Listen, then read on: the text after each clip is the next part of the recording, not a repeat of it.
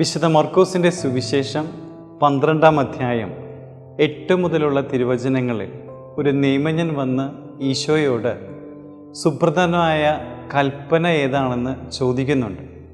ഈശോ 2 കൽപ്പനകൾ പറയുന്നുണ്ട്. ഒന്ന്, നിന്റെ ദൈവമായ കർത്താവിനെ പൂർണ്ണ ഹൃദയത്തോടും പൂർണ്ണ ആത്മാവോടും പൂർണ്ണ മനസ്സോടും പൂർണ്ണ ശക്തിയോടും കൂടെ സ്നേഹിക്കുക. രണ്ടാമത്, നിന്നെപ്പോലെ നിന്റെ അയൽക്കാരനെയും സ്നേഹിക്കുക. നമ്മുടെ അനുദിന ജീവിതത്തിൽ ദിവ്യകാരുണ്യനാഥനായ ഈശോയോട് എനിക്ക് എത്രമാത്രം സ്നേഹമുണ്ടെന്ന് ചിന്തിക്കുന്നത് എപ്പോഴും നല്ലതാണ്.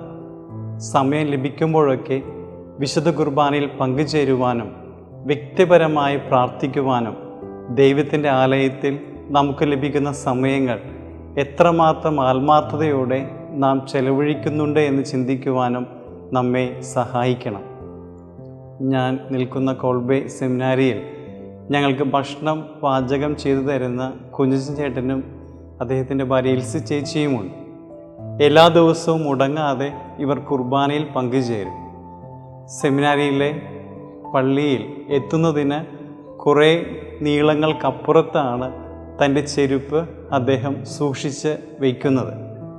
ചെരുപ്പ് ദൂരെയിട്ട് പതിയെ നടന്നു വന്നിട്ടാണ് പള്ളിയിൽ കയറുന്നതും പ്രാർത്ഥിക്കുന്നതും.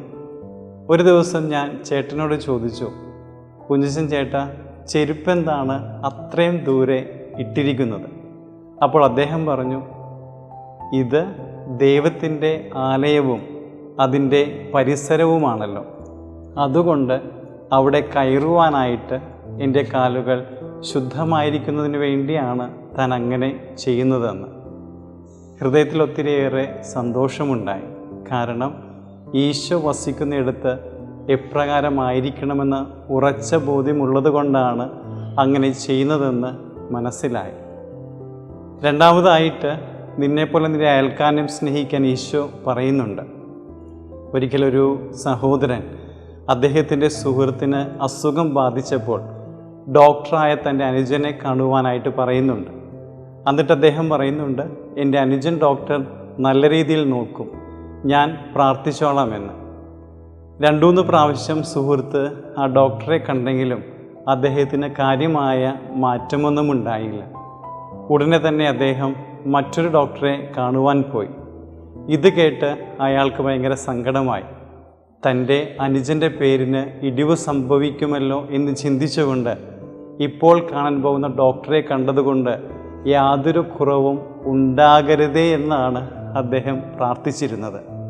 സ്നേഹം നിറഞ്ഞവരെ, സുഹൃത്ത് ബന്ധവും സ്നേഹവും ഒരിക്കലും സ്വന്തം താല്പര്യങ്ങൾക്ക് വേണ്ടി മാത്രം ആയിരിക്കരുത്. ഹൃദയം തുറന്ന് സ്നേഹിക്കുവാനും ആത്മാർത്ഥമായിട്ട് പ്രാർത്ഥിക്കുവാനും നമുക്ക് കഴിയണം.